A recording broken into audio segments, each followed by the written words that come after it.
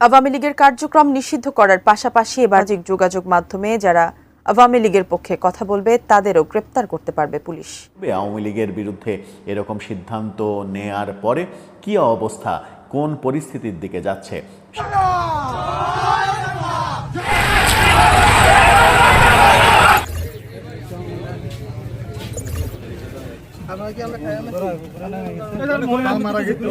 Doctor Mohammad Yunus আপনাকে আমাদের অনুষ্ঠানে স্বাগত জানাই। আমরা আমাদের সাথে আরো রয়েছেন সাবেক প্রধানমন্ত্রী শেখ হাসিনা। পরিস্থিতিতে বাংলাদেশের রাজনৈতিক মেরুকরণ, যারা ক্ষমতায় আছেন, যাদের অন্তর্বর্তীকালীন সরকার, তাদের সম্ভাবনা এবং ভবিষ্যৎ নিয়ে কথা বলার জন্য আজ আমাদের সঙ্গে রয়েছেন শেখ হাসিনা। আমি আপনার কাছ থেকে জানতে চাইবো যে আন্দোলনে শেখ হাসিনার পতন হলো, সেই আন্দোলন সম্পর্কে ইনশাল্লাহ দিন আসবে, ওই ইন্ডেমনিটি বাতিল করে দিয়ে সব কটার বিচার বাংলার মাটিতে হবে এবং সে বিচার হবেই হবে। আসসালামু আলাইকুম সম্মানিত দর্শক মণ্ডলী, আওয়ামী লীগ নিষিদ্ধ নিয়ে তুলকালাম সৃষ্টি হয়েছে পুরা দেশে। জাতির উদ্দেশ্য করে এমন কিছু বক্তব্য সামনে আসছে যে আওয়ামী লীগকে নিষিদ্ধ করাকে কেন্দ্র করে এবার চীন থেকেও হুঁশিয়ারি বার্তা আসছে। সর্বোপরি আন্তর্জাতিক মিডিয়া কি বলছে এবং কি বাংলাদেশের গণমাধ্যম কি বলছে, আওয়ামী লীগ নিষিদ্ধকে কেন্দ্র করে কি পজিটিভ বিষয় রয়েছে, কি নেগেটিভ বিষয় রয়েছে, তাদেরকে কি এটা সুযোগ দেওয়া হলো কি না, এবং এর পিছনে আসল রহস্যটা কি, আওয়ামী লীগকে নিষিদ্ধ করার সাথে সাথে আওয়ামী লীগের নেতাকর্মীদের যে একটি জাগ্রত হওয়ার প্রভাব, সব বিষয়ে আপনাদের মাঝে শেয়ার করব। না টেনে ভিডিওটি শেষ পর্যন্ত দেখতে থাকুন। আওয়ামী লীগের কার্যক্রম নিষিদ্ধ করার পাশাপাশি এবার নিষিদ্ধ করা হয়েছে তাদের সাইবার স্পেসও। বর্তমানে শুধু মিছিল সমাবেশ নয়, ফেসবুক, ইউটিউব সহ সামাজিক যোগাযোগ মাধ্যমে যারা আওয়ামী লীগের পক্ষে কথা বলবে তাদেরও গ্রেপ্তার করতে পারবে পুলিশ। বিস্তারিত জানাচ্ছেন জান্নাতুন নাহার জেরি। আওয়ামী লীগের পক্ষে সভা সমাবেশ, মিছিল, গোপন বৈঠকে অংশগ্রহণ, প্রচারণা, প্রেস বিবৃতি, সংবাদ সম্মেলন, এমনকি ফেসবুক সহ সামাজিক যোগাযোগ মাধ্যমে দলটির সমর্থনে যে কোনো কার্যক্রম নিষিদ্ধ ঘোষণা করেছে অন্তর্বর্তীকালীন সরকার। এছাড়াও বিদেশে থেকে যারা আওয়ামী লীগের পক্ষে ফেসবুক পোস্ট দেবেন, কমেন্ট করবেন, তাদের বিরুদ্ধেও গ্রেপ্তারি পরোয়ানা জারি করা হবে। আওয়ামী লীগের কার্যক্রম নিষিদ্ধ হওয়ায় দলটির নেতাকর্মীদের গ্রেপ্তারে আর কোনো আইনি জটিলতা নেই বলে জানিয়েছে পুলিশ। গত 11 মে পুলিশের একাধিক সূত্র ও সংশ্লিষ্ট আইনজীবীরা এসব তথ্য জানান।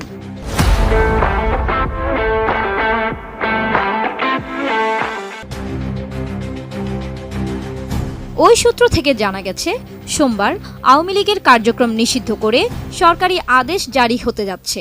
এরপরই ঢাকা রেঞ্জের ডিআইজি রেজাউল করিম মল্লিক বলেন, নিষিদ্ধ সংগঠনের কোনো কার্যক্রম ঢাকা রেঞ্জে চলতে দেওয়া হবে না। এ বিষয়ে এসপিদের স্পষ্ট নির্দেশ দেওয়া হয়েছে। যারা নিষিদ্ধ সংগঠনের সাথে, নিষিদ্ধ কার্যকলাপের সাথে জড়িত, তাদেরকে সবাইকে আমরা আইনের আওতায় নিয়ে আসবো। এক্ষেত্রে কাউকে বিন্দুমাত্র ছাড় দেওয়া হবে না। সাইবার অপরাধ দমন শাখার এক কর্মকর্তা জানান, ফেসবুক, ইউটিউবে আওয়ামী লীগের পক্ষে কেউ কিছু বললে, পোস্ট দিলে বা মন্তব্য করলে, এমনকি বিদেশে বসে করলেও তাদের বিরুদ্ধে সাইবার সিকিউরিটি অ্যাক্টে মামলা করা যাবে। দেশে ফিরলেই গ্রেপ্তার হবে। সাবেক আইজিপি নুরুল হুদা বলেন, নিষিদ্ধ সংগঠনের সদস্যদের বিরুদ্ধে গ্রেপ্তারে আর কোনো প্রশ্ন থাকবে না। সরকারের জারি করা আদেশ অনুযায়ী পুলিশ আইনগত বৈধতা পেয়েছে। সুপ্রিম কোর্টের আইনজীবী আমিনুল ইসলাম বলেন, পেনাল কোডের 188 ধারায় বলা হয়েছে, সরকার কোনো আদেশ জারি করলে তা অমান্যকারীকে 6 মাস পর্যন্ত কারাদণ্ড দেওয়া যেতে পারে।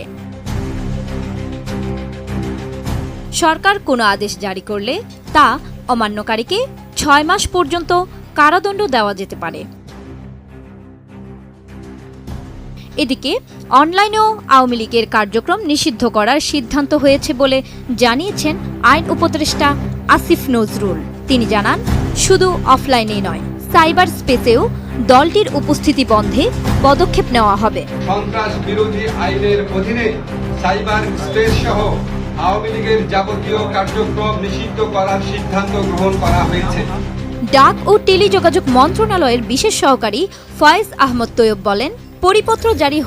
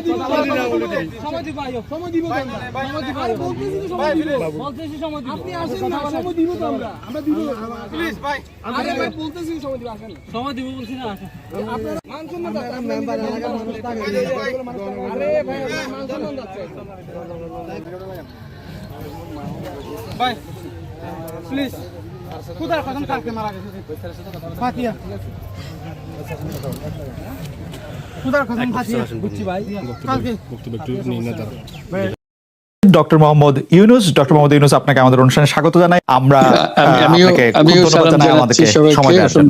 আমাদের সাথে আরো রয়েছেন সাবেক প্রধানমন্ত্রী শেখ হাসিনা, পরিস্থিতিতে বাংলাদেশের রাজনৈতিক মেরুকরণ, যারা ক্ষমতায় আছেন, যাদের অন্তর্বর্তীকালীন সরকার, তাদের সম্ভাবনা এবং ভবিষ্যৎ নিয়ে কথা বলার জন্য আজ আমাদের সঙ্গে রয়েছেন শেখ হাসিনা।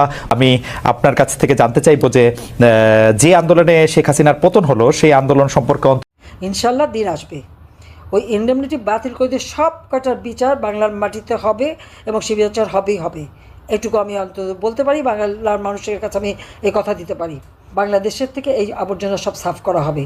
ডক্টর ইউনূস গ্রামীণ ব্যাংকে প্রেষণে এমডির কাজ করত। এরপর 1990 সালে তাকে নিয়মিত চাকরি দেওয়া হয় মাত্র 6,000 টাকা বেতনে। প্রায় আমার সঙ্গে দেখা করতে আসতো, কথা হতো। আমি যখন 96 সালে সরকার গঠন করি, আমাকে বলা হলো ক্ষুদ্র ঋণ দিতে পারছে না, তখন বন্যা হয়েছিল, তাই গ্রামীণ ব্যাংক ক্ষতিগ্রস্ত।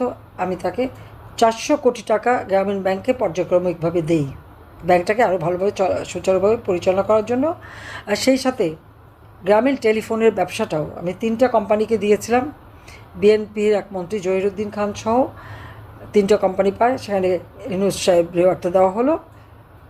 এটাই তার বোধহয় পয়সা বানানোর একটা বিরাট সুযোগ, কারণ গরিব মানুষের কোনো এর লাভবান হতে পারেনি, কিন্তু তিনি লাভবান হলেন খুব ব্যাপকভাবে এবং তার অ্যাম্বিশনটাও বেড়ে গেল। 2001 সালে বিএনপি এসেছে দুঃশাসন, সেই দুঃশাসনের ফলে যে এমার্জেন্সি ডিক্লেয়ার হয়েছিল এবং আমাকে যখন গ্রেপ্তার করা হলো, তখন ইউনূস আসলে দল করতে, রাজনৈতিক দল করবে এবং ইলেকশন করে ক্ষমতায় যাবে। তো এই দল করতে যেয়ে সম্পূর্ণভাবে সে ব্যর্থ হলো। তবে তার আগে একটা কথা বলে রাখি, আমাকে অ্যারেস্ট করার পর তখন রাষ্ট্রপতি ছিলেন বিএনপির মনোনীত বা নির্বাচিত ইয়াজউদ্দিন সাহেব।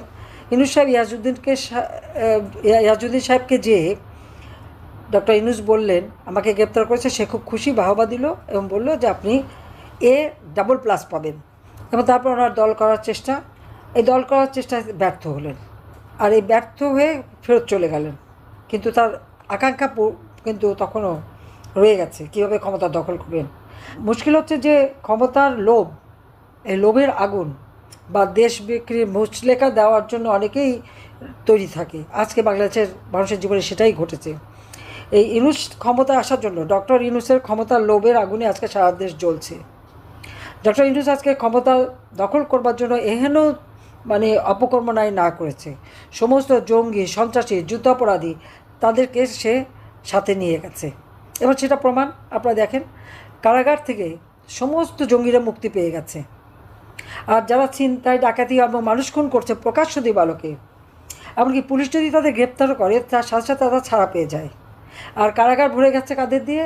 অগণিত আওয়ামী লীগের নেতাকর্মী, মুক্তিযোদ্ধা এবং স্বাধীনতা সপক্ষ শক্তি যারা 14 দলের নেতা, সব তাদের দিয়েই কারাগার ভর্তি। কোনো অপরাধ নাই, একটার পর একটা মামলার তো কোনো সীমা পরিসীমা নাই। আমরা সকল মামলাগুলো এক জায়গা করলে সেখানে কতজন আসামি, এটা অবশ্য ডক্টর ইউনূসের আর একটা রেকর্ড। চাই কি উনি হয়তো এটা যদি গিনিস বুক অফ রেকর্ডে দেন, হয়তো তার নামটাই উঠে যাবে যে কত বেশি একটা দলের বিরুদ্ধে, যে দলটি বাংলাদেশের স্বাধীনতা এনে দিয়েছে, সেই দলের বিরুদ্ধে মামলা দিয়ে সে কিন্তু একটা বিশ্ব রেকর্ড তৈরি করে ফেলেছে ইতিমধ্যে। ইউনূস সাহেবের দিকে দেখেন, উনি তো ক্ষমতা আসলেন, সে ক্ষমতা সে জনগণ কী পেল আর উনি কী পেলেন? উনি তো ক্ষমতা আসার সাথে সাথে তার বিরুদ্ধে দুর্নীতির মামলা দুদক করেছিল, প্রায় 5টা দুর্নীতির মামলা, সেই মামলাগুলি বাতিল করে দিল। তার বিরুদ্ধে ট্যাক্স ফাঁকির মামলা, সে প্রায় 1100 কোটি টাকার ট্যাক্স ফাঁকি, তার মধ্যে 666 কোটি টাকার মামলা হয়েছিল। রায় দেবার কথা 6ই আগস্ট, 5ই আগস্ট এরকম একটা ধ্বংসাত্মক ঘটনা তিনি ঘটালেন যাতে তার ওই রায় আর না হয়, সে মামলাও বাতিল হয়ে গেল। ইউনূস সাহেব কিন্তু লেবারদের অর্থ আত্মসাৎ করেছে, এটা প্রমাণিত, এবং তার জন্য লেবার কোর্টে সে সাজাপ্রাপ্ত আসামি। একজন সাজাপ্রাপ্ত জামিনে আছে কনভিক্টেড আসামি আজকে বাংলাদেশের রাষ্ট্রীয় ক্ষমতা বসা, কিন্তু ক্ষমতা এসে সব মামলাই তার বাতিল। পাশাপাশি ক্ষমতা এসেই সাথে সাথে আদম ব্যাপারী ব্যবসা, সেই আদম ব্যাপারী ব্যবসার লাইসেন্স কিন্তু নিয়ে নিয়েছে ইতিমধ্যেই। সেই সাথে ডিজিটাল ওয়ালেট, অর্থাৎ ওই বিকাশ নগদের মতো টাকা দেওয়া, সে ব্যবসাও তার একটা নেওয়া হয়ে গেছে। বিশ্ববিদ্যালয় প্রতিষ্ঠা করবে, তারপরে স্টারলিংকের বাণিজ্য করবে, সেই সাথে সাথে আবার গ্রামীণ ব্যাংক, যেটা সরকারি টাকায় করা, 25% হলো পাবলিক প্রপার্টি, সেটাকেও তার আত্মসাৎ করা হয়ে গেছে। মাত্র 5% থেকে বাকিটা সব ব্যক্তি খাতে নিয়ে নিয়েছে। এবং শুধু তাই না, গ্রামীণ ব্যাংকের 5 বছরের সব আয়কর মওকুফ, আর নিজে তো সে ট্যাক্স ফাঁকি দিয়ে আছে। ইউনূসের পূর্বাচলে 4800 কাঠা জমি নৈসর্গ নামে রিসোর্ট তৈরি করা, এক একটা রুম কোনোটা 3000 কোনোটা 4000 টাকায় ভাড়া দেয়, এবং সেখানে মাঝে মাঝে সে নিজেই যায় চিত্ত বিনোদনের জন্য। পূর্বাচলে এই যে তার 800টি একর জমি, অর্থাৎ 4800 একর জমি সে নিল, কবে নিল, কীভাবে নিল, সেটা একটু খোঁজ করে সবাই বাইর করা। প্রিয় দর্শক, সম্পূর্ণ ভিডিওটি দেখলেন, বুঝতে পেরেছেন আওয়ামী লীগকে নিষিদ্ধ করার একটা হিড়িক তুলেছে এবং একের পর এক নিষেধাজ্ঞা দিয়ে যাচ্ছে। আওয়ামী লীগকে নিষিদ্ধ করার পর রাজনৈতিক কার্যকলাপ নিষিদ্ধ করেছে, বিচার শেষ হওয়া আগ পর্যন্ত তারা কোনো রাজনৈতিক কার্যকলাপ করতে পারবে না। এদিকে আবার নতুন করে আরেক কাহিনী শুরু করে দিয়েছে, অর্থাৎ আওয়ামী লীগকে আর নির্বাচন করতে দেওয়া হবে না। তাহলে আওয়ামী লীগকে নির্বাচন করতে না দেওয়া হলে তাহলে তো একতরফা সেই নির্বাচনের মতো হয়ে যাবে, শুধু বিএনপি রয়েছে আর জামাত রয়েছে, আর কোনো দল নেই। জামাত যেহেতু হঠাৎ করে তারা ক্ষমতায় যেতে কোনো আশা নেই, বিএনপি যাবে। প্রিয় দর্শক, আপনাদের